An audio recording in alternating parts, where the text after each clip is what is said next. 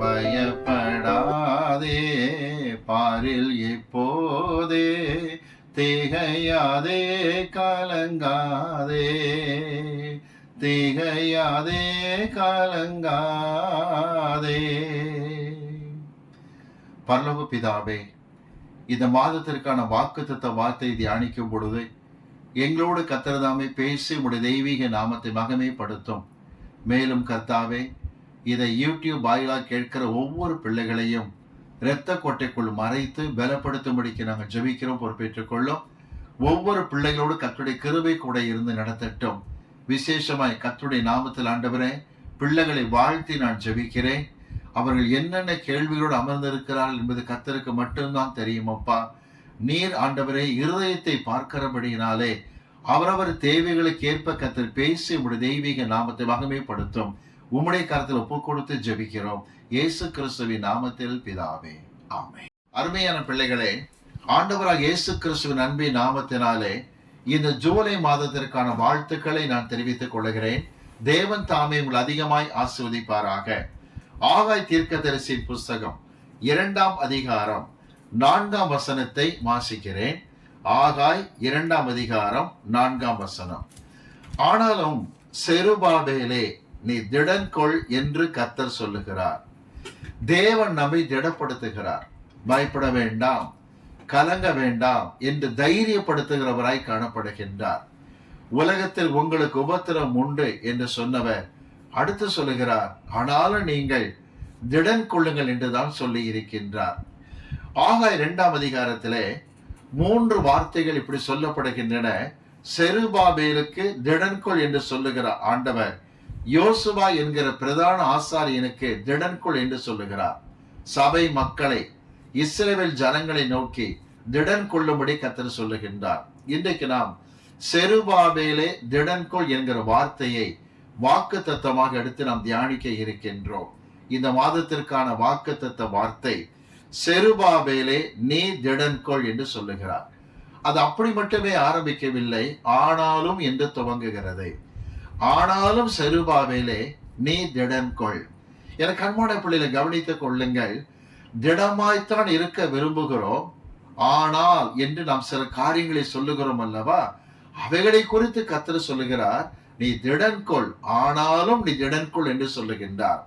இந்த வசனத்தை ஆகாய் உரைக்கக்கூடிய சம்பவத்தினுடைய பின்னணியை நான் சொல்ல விரும்புகிறேன். கவனித்துக் கொள்ளுங்கள். தானியேல் புஸ்தகத்திலே 5ஆம் அதிகாரத்தோடு பாபிலோன் ஆட்சி வீழ்ந்து விட்டது.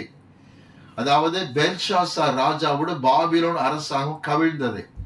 அடுத்து வரக்கூடியது மேதிய பெருசிய அரசாங்கம் வருகிறதை தானியேல் 5ஆம் அதிகாரத்தின் இறுதி வசனங்கள் நமக்கு எடுத்து காட்டுகின்றன. அதாவது கோரேஸ் என்கிறதான அந்த பெர்சிய மன்னன் தன்னுடைய மாமன் முறையாக இருக்கிற அதாவது தரியு என்கிறவரை அரசனாக்கி மகிழ்கின்றார். தரியு என்பதில் பிரிவுகள் உண்டு. 1ஆம் தரியு, 2ஆம் தரியு என்று. தன் மாமாவாகிய 1ஆம் தரியுவை அவர் அரசனாக்கி மகிழ்ச்சி அடைகின்றார்.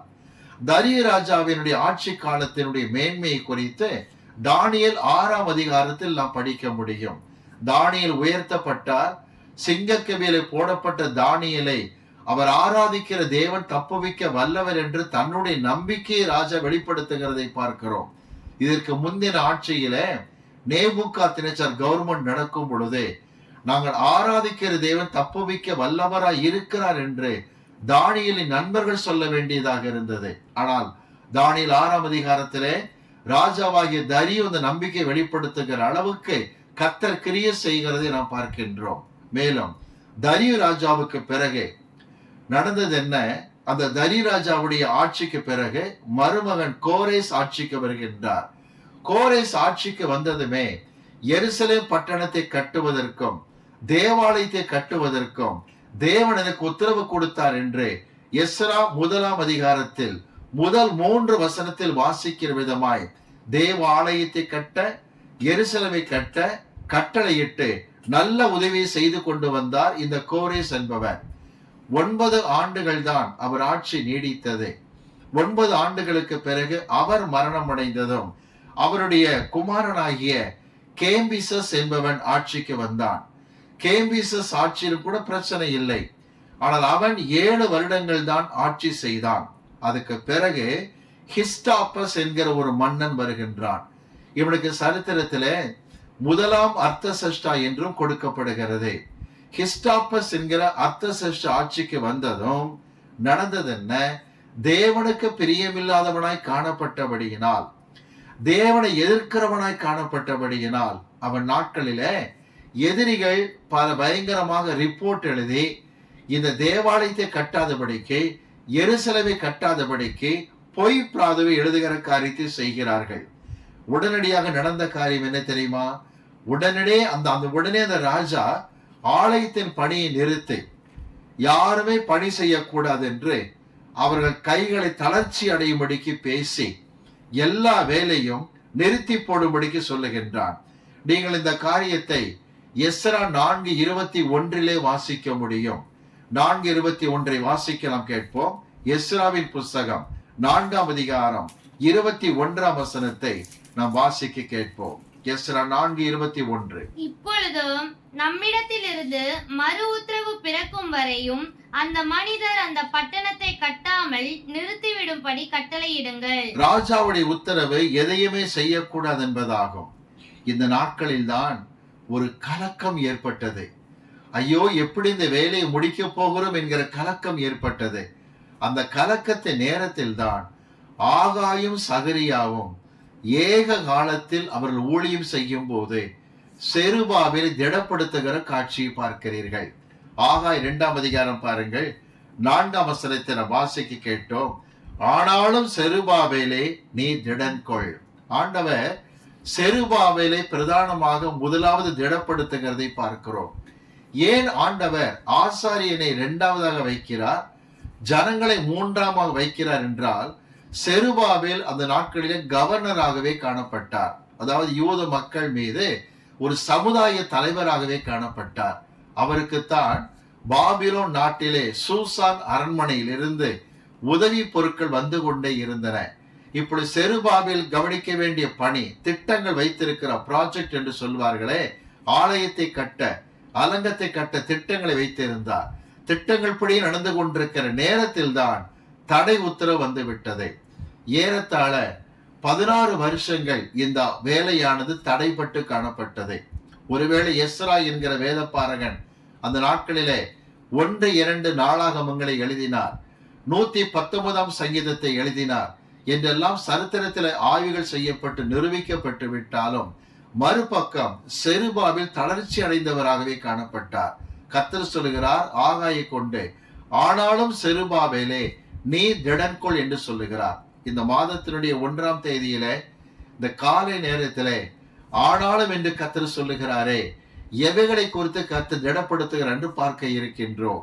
முதலாவதாக பாருங்கள், செருபாபேலுக்கு தன்னை குறித்த குற்ற உணர்வு அதிகமாக இருந்தது என்பது எபிரேய வேதத்தின்படி உண்மையான ஒரு காரியமாகும். அப்படி என்ன தவறு செய்து விட்டார்? சற்று விளக்கமாய் பார்ப்போம். பாபிலோன் சிறையிருப்பில் இருக்கிற நாட்களில ஒரு சில யூதர்களுக்கெல்லாம் நம்பிக்கையே கிடையாது. நாம் நிச்சயமாக எருசலேம் போவோம் என்றும் தேவாலயத்தை கட்டுவோம் என்று நம்பிக்கை அவர்களுக்கு கிடையாது. அது மாதிரி நம்பிக்கையற்ற யூதர் மத்தியிலே ஒரு பெற்றோருக்கு பிறந்த அந்த குழந்தைக்கு செருபாபேல் என்றுதான் வேண்டுமென்று பெயர் வைத்தார்கள். செருபாபேல் என்கிற வார்த்தைக்கு அர்த்தம் என்ன? பாபிலோனை சேர்ந்தவன் என்பது பொருளாகும். மறுபக்கமோ மற்ற குடும்பங்களிலே நம்பிக்கையோடு காணப்பட்ட யூத குடும்பங்களிலே ஒரு பெற்றோருக்கு பிறந்த குழந்தைக்கு ஆகா என்று பெயர் வைத்தார்கள். ஆகா என்றால் பண்டிகை என்பது பொருள். அவங்க நம்பிக்கை என்ன? எருசலேம் திரும்புவோம், தேவாலயத்தை கட்டுவோம், பண்டிகைகளை கொண்டாட போகிறோம் என்று நம்பிக்கையோடு ஆகா என்று பெயர் வைத்தார்கள். இன்னொரு பெற்றோர் எருசலேம் போவதை குறித்து நம்பிக்கையோடு இருந்தவர்கள் தங்கள் குழந்தைக்கு சகரியா என்று பெயர் வைத்தார்கள். சகரியா என்கிற வார்த்தைக்கு தேவன் நம்மை நினைத்திருக்கிறார் என்பது பொருளாகும். கர்த்தர் மறக்கவில்லை. இப்ப ஆகாய் சகரியா பெற்றோரால் மிக அழகாக பெயர் வைக்கப்பட்ட ஊழியக்காரர்கள். ஆனா செருபாபேல் என்கிற வார்த்தை பாபிலோனை சேர்ந்தவர். இந்த செருபாபேலே கர்த்தர் கவர்னர் பதவிக்கு கொண்டு வந்தார். சரித்திரத்தின்படி பெற்றோர் வெட்கப்பட்டு போனாலும் கூட கர்த்தர் பெற்றோர் வைத்த பெயருக்காக இந்த வாலிபனை கர்த்தர் தண்டிக்கவில்லை. மாறாக செருபாபேல் என்கிற பெயரோடு தான் கர்த்தர் அழைக்கிறதை நாம் பார்க்கின்றோம். கொஞ்சம் விளங்கிக் கொள்ளுங்கள். சிலருக்கு பெயர்கள் வித்தியாசமாக இருக்கிறது என்று யோசிப்பார்கள். மோசே என்பவருக்கு ஆண்டவர் யாத்ராகமத்தில் இருந்து, அதாவது ஆதியாமத்தை எழுதியவர் மோசே தான், ஆனா யாத்ராகமத்தின் நாட்களில் இருந்தே வெளிப்படுத்தின விசேஷம் வரைக்கும் அதே பெயரே சொல்லப்படுகிறதை பார்க்கிறோம். ஆனா அநேகர் கர்த்தர் பெயரை மாற்றுகின்றார். செருபாபேல் என்பது யூத குடும்பத்தில் பிறந்தவனுக்கு வைக்கப்பட்டிருந்தாலும் பாபிலோனை சேர்ந்த அர்த்தம் இருக்கிறபடியினால் அவனுக்கு கஷ்டமாகத்தான் காணப்பட்டது. பெயரை மாற்றுவதற்கு வாய்ப்பு என்பது கிடையாது. ஒரு விஷயம் சொல்லுகிறேன், சில பிள்ளைகளுக்கு ஒரு நம்பிக்கை, அதாவது உள்ளத்தில் ஒரு அவநம்பிக்கை ஏற்படும். என்ன தெரியுமா? நான் ஆண்டவருக்காய் ஜீவிக்க விரும்புகிறேன், ஆண்டவருக்காய் ஊழியம் செய்ய விரும்புகிறேன், பெற்றோர் செய்திருக்கிற தவறு என்னை பின்னுக்கு இழுக்கிறது என்று வேதனைப்படுவார்கள். பல பிள்ளைகளுக்கு நான் கவனித்திருக்கிறேன், போராட்டமான வாழ்க்கை. ஒரு முறை வேதாகம கல்லூரியிலே எங்களிடத்தில் படித்த ஒரு அருமையான வாலிபமான பிள்ளை, திருமணம் ஆகி அவளுக்கு 3 மாதங்கள் முடிந்திருந்தன. அவள் கல்லூரிக்கு வந்த சமயத்தில் சொன்ன வார்த்தை, நான் பிறந்து வளர்ந்த கிராமத்திற்கே ஊழியத்துக்கு போக கர்த்தர் எனக்கு தரிசனம் கொடுத்தார் என்று சந்தோஷமாய் சொன்னாள். நானும் அந்த மகளுக்கு சந்தோஷமாக செல் என்று சொன்னேன். ஆனால் சொன்னா ஒரு சின்ன பிரச்சனை இருக்கிறது என்று சொன்னாள். என்ன என்று கேட்ட பொழுது அவள் சொன்ன வார்த்தை என்ன தெரியுமா? என் தகப்பனாருக்கு 3 மனைவிகள், அதில் முதல் மனைவிக்கு பிறந்தவள் தான் நான், என்னுடைய தம்பி. நாங்கள் இருவரும் முதல் மனைவிக்கு பிறந்தவர்கள். 2வது மனைவிக்கு பிள்ளைகள் இல்லை. 3வது மனைவி இப்பொழுது இருக்கிறார்கள். 2ஆம் மனைவி மரித்து விட்டார்கள். முதல் மனைவி மரித்தாயிற்று, 2ஆம் மனைவி மரித்து விட்டார்கள். 3ஆம் மனைவி இப்பொழுது இருக்கிறார்கள் தகப்பனாரோடு கூட. நான் பிறந்த வளர்ந்த கிராமத்துக்கு ஊழியத்துக்கு போக எனக்கு வாஞ்சை தான். கர்த்தர் சொன்னது உண்மைதான். அவருடைய கணவர் ஒரு நல்ல ஒரு சுவிசேஷகராக, போதகராக ஊழியம் செய்து கொண்டிருந்தார். அவங்க சொன்ன வார்த்தை என்ன தெரியுமா? நான் கிராமத்தில் இறங்கி நடக்கும் போதெல்லாம் பார்க்கிறவர்கள் என்ன பேசுகிறார்கள்? அந்த 3 பெண்டாட்டிக்காரன் புள்ள போதுப்பார் என்று பேசுகிறார்கள். என் தகப்பனாருடைய வாழ்க்கையில் காணப்பட்ட கருப்பு புள்ளி இன்னும் பேசப்படுகிறதே, நான் எப்படி சத்தியத்தை அறிவிப்பது என்று சொல்லி கேட்டார்கள். நான் சொன்னேன், சமாரிய பெண்ணை குறித்தும் கூட அவள் ஏற்கனவே திருமணம் ஆனவள். 5 புருஷர் இருந்ததாய் கர்த்தர் சொல்லுகிறார். 5 முறை திருமணமாகி 6வது ஒருவன் நியமிக்கப்பட்டிருந்தான். ஆகவே அவளுடைய வாழ்க்கையில் கூட பரிதாபம் இருந்தது. ஒருவேளை அந்த ஊரார் பரிதாபத்தை குறித்து நினைத்திருந்தாலும் அந்த பெண்ணை கொண்டுதானே கர்த்தர் கிராமத்தையே கர்த்தர் அண்டை கொண்டு வரும்படி செய்தார் என்று அந்த மகளுக்கு ஏற்ற வார்த்தைகளை எடுத்து கொடுத்து ஜெபித்த பொழுது உற்சாகமாய் புறப்பட்டு போனார்கள். இன்றைக்கு பாருங்கள், 3 சபைகளை வைத்து, கிளை சபைகளை வைத்து ஊழியம் செய்து கொண்டிருக்கிறார்கள். திரும்ப சொல்கிறேன், பெற்றோர் வாழ்க்கையில் காணப்பட்ட தவறுகள், பெற்றோர் செய்கிற தவறுகள் நம்மை பின்னுக்கு இழுக்கலாம். இந்த காலை நேரத்துல உங்களை குறித்து நான் சொல்லுகிற வார்த்தை அதுதான். என்னுடைய தகப்பன் இப்படி இருக்கிறாரே, தாய் இப்படி இருக்கிறார்களே, நான் எப்படி கர்த்தருடைய ஊழியத்தை செய்வது, ஆண்டவருக்காய் வாழ்ந்து என்ன பிரயோஜனம் என்று முதல் தயக்கம் பின்னுக்கு இழுக்கலாம். எனவே தான் கர்த்தர் சொல்கிறார், ஆனாலும் செருபாபேலே நீ திடன்கொள் என்று கர்த்தர் சொல்லுகிறார். இந்த காலை நேரத்துல என்னை கேட்டுக்கொண்டிருக்கிற பிள்ளைகளே, உங்கள் தாத்தா பாட்டியை குறித்து இருக்கிற கருப்பு வரலாறுகள், உங்கள் பெற்றோரை குறித்து காணப்படுகிற கருப்பு வரலாறுகளை நீங்கள் தூக்கி எறிந்து விடுங்கள். உங்களை கர்த்தர் அழைக்கிறார், உங்களை தேவன் அழைக்கிறார். இது ஒரு நாளும் மறக்க கூடாது. ஆகவே கடந்த காலத்துல என்ன காரியம் நடந்திருந்தாலும் நீங்கள் இப்படி செய்ய வேண்டியது, தேவன் என்னை திடப்படுத்துகின்றார். சிலருக்கு என்ன தெரியுமா? 3ஆம் 4ஆம் தலைமுறை மட்டும் கர்த்தர் சாபங்களை வைக்கிற தேவன், விசாரிக்கிற தேவன் என்று வேதத்தில் வாசிக்கிறோம் என்று சஞ்சலப்படுகிறார்கள்.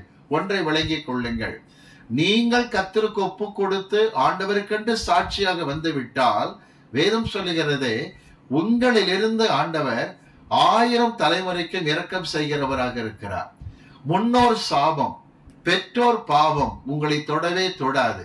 காரணம், நியாய பிரமாணத்தின் சாபத்துக்கே கிறிஸ்து நம்மை நீங்களாக்கி மீட்க முடியுமானால் சாதாரண மனித சாபம் எம்மாத்திரம் என்று உணர்ந்து கொள்ளுங்கள். ஒருவேளை கடந்த தலைமுறைகள் பெற்றோர் வாழ்க்கையில் காணப்பட்ட கருப்பு புள்ளிகள் உங்களை வேதனைப்படுத்த வேண்டாம் என்று கேட்டுக்கொள்கிறேன். எனவே கர்த்தர் சொல்லுகிறார் செருபாபேலுக்கு, ஆனாலும் செருபாபேலே திடன்கொள் என்கிற வார்த்தையை பயன்படுத்துகிறதை பார்க்கின்றோம். அடுத்து நாம் இரண்டாவது குறிப்புக்கு வருகின்றோம். சகரியாவின் புஸ்தகத்திலே ஆண்டவர் இன்னும் திடப்படுத்துகிற காரியத்தை தீவிரமாக்குகிறார். 4ஆம் அதிகாரத்துக்கு வரலாமா? சகரியா 4ஆம் அதிகாரம் எடுத்துக்கொள்வோம். 6ஆம் வசனத்தை வாசிக்க கேட்போம். சகரியா 4:6.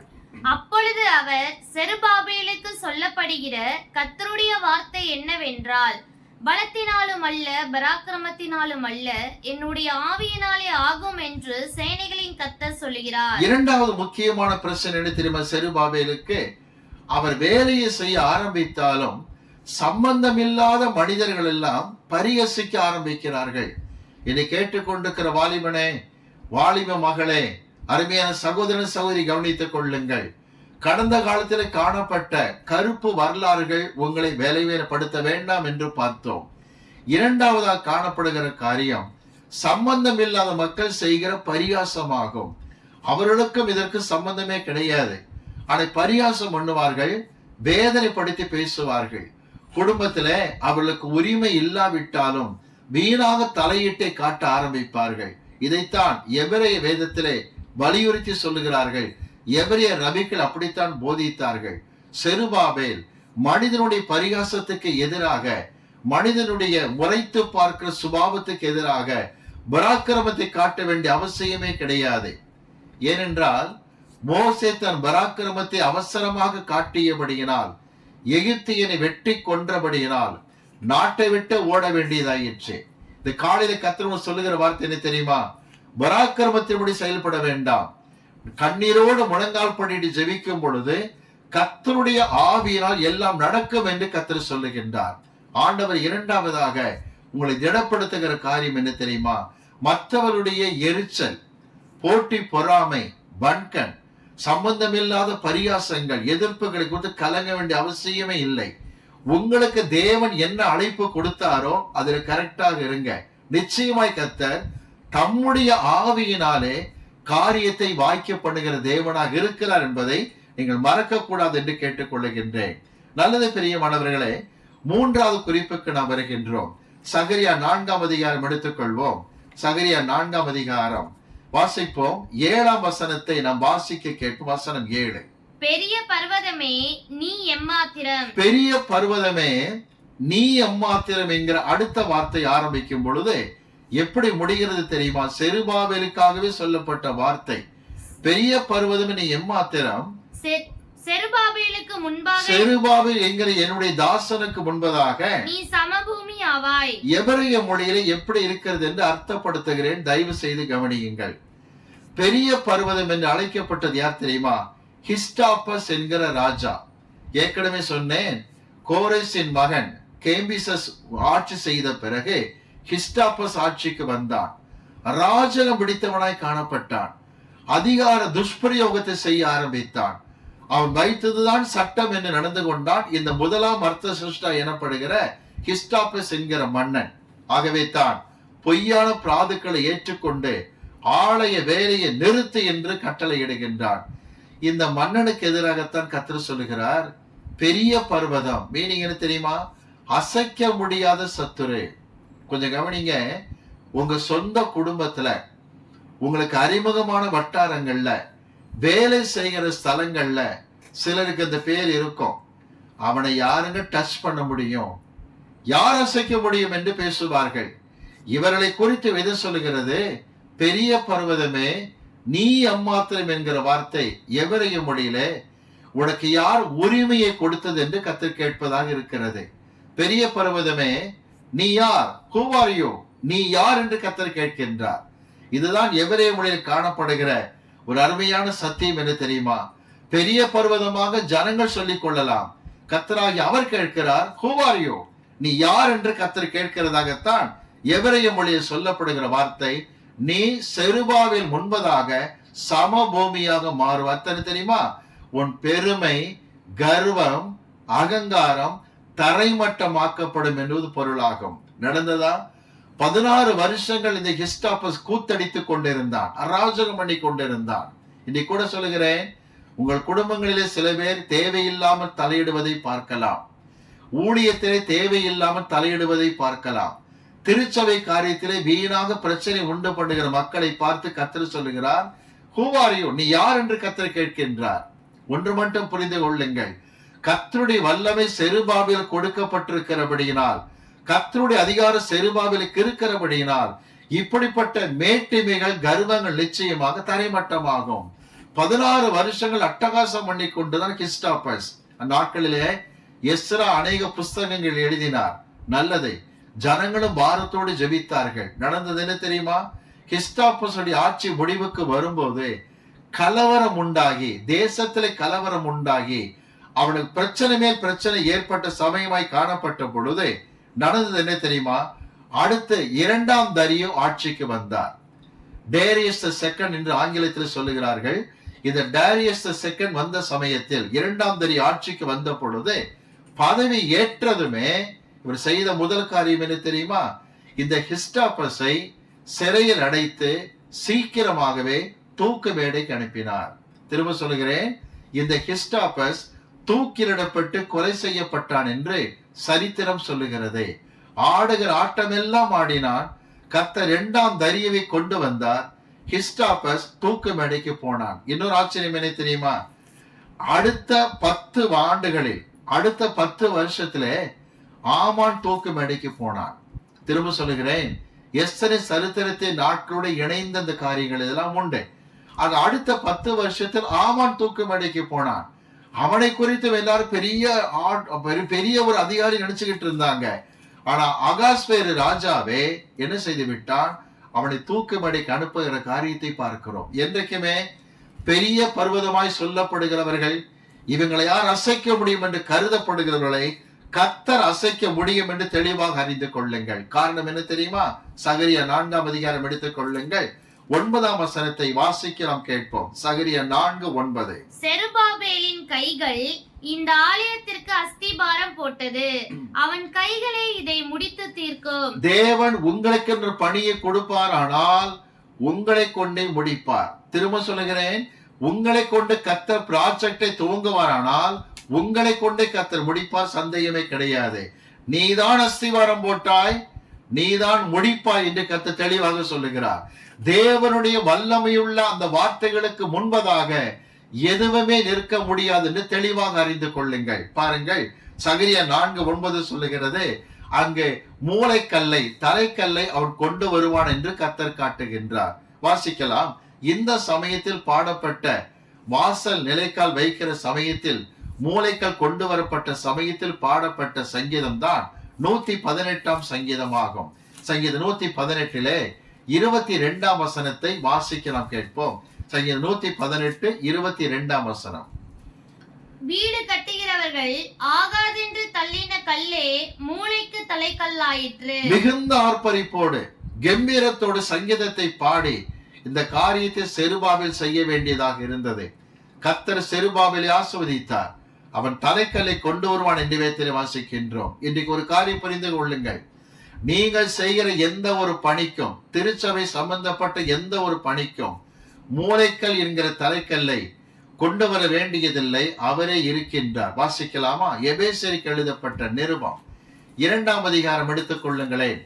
எபேசியருக்கு எழுதப்பட்ட நிருபம் 2ஆம் அதிகாரம் 20ஆம் வசனத்தை வாசிக்க நாம் கேட்போம். 2:20 வாசிக்க கேட்போம். அப்போஸ்தலர், தீர்க்கதரிசிகள் என்பவர்களுடைய அஸ்திபாரத்தின் மேல் கட்டப்பட்டவர்களுமாய் இருக்கிறீர்கள், அதற்கு இயேசு கிறிஸ்து தாமே மூளைக்கல்லாய் இருக்கிறார். வேதம் சொல்லுகிறது, ஆண்டவராய் இயேசு கிறிஸ்து மூளைக்கல்லாக இருக்கிறார்.